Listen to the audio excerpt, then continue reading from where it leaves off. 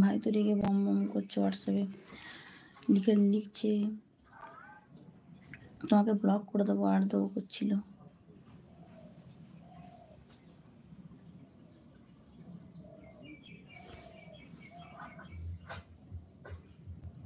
ভুলে গিয়েছিলে তো, তাই তো বলছে। এই তো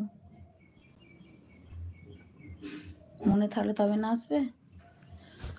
সোনামা শেয়ার করে এলো বলে তাই জন্য চলে এসছো, নাহলে কি আসতো না কি, নাহলে আনা হলেও আসতো না। আর তো মনেই থাকছে না।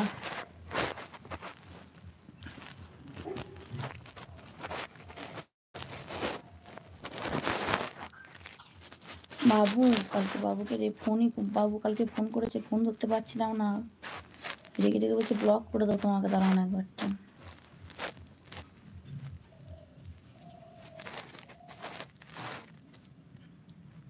বাইরে আছে তো সারাদিনে 1000বার ফোন করে, একটু একটু করে ফোন করে। এবার ফোনটা যদি না ধরি, আজকে আবার কালকে কাজ ঘর কী হচ্ছে কি না হচ্ছে ভিডিও কল করে দেখতে চাইছিল। আর কালকে কাজের চাপে এতটাই ছিলাম, আমার তো নিজের শরীরটা খারাপ হয়ে গেছে, তার মধ্যে বাবুরা আবার রাগও হয়েছে।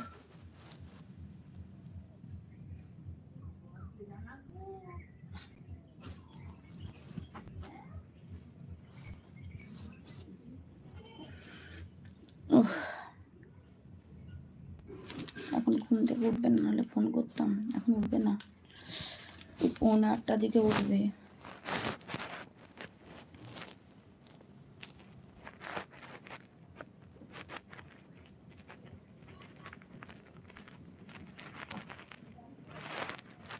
সোনামা শেয়ার করলো বলে তাই এলে, নাহলে নোটিফিকেশন যায়নি, তাই না? সোনামার কাছে গেছে, সবার কাছে চলে গেছে, তোমার কাছে যায় না মনে হচ্ছে।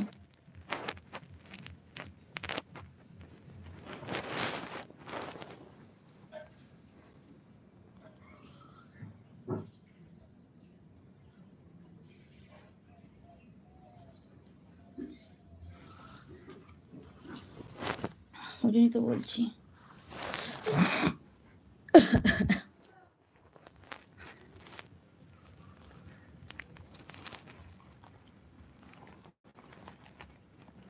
কিছু বলবো না।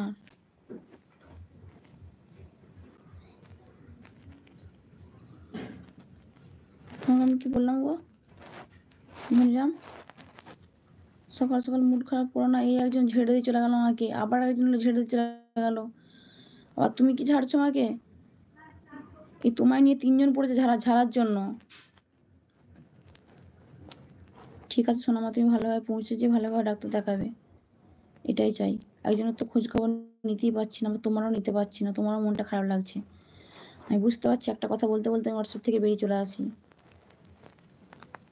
কালকে কথাগুলো লিখেছো, কালকে কথাগুলোর উত্তর আমি দিতে পারিনি তোমাকে, আমি এতটা কাজের চাপে ছিলাম। দেখছি কমেন্টগুলো আসছে, লেখারও সময় নাই, এমন চাপ।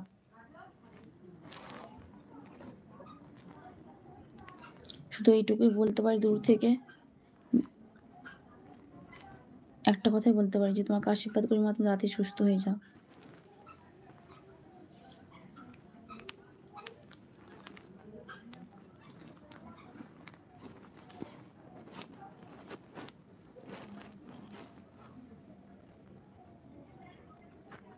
না বাবা, আমি কাউকে কিছু বলবো না। আর প্রথমে রতনলাল নিয়ে এসে ছেড়ে গেছে আমাকে, আবার সুলতান এসছিল, সুলতানও চলে গেল।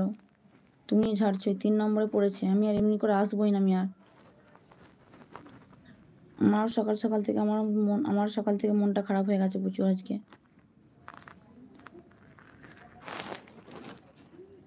ওই যা হবে হোক গা, আর আসবো না 10 বার ধরে। এত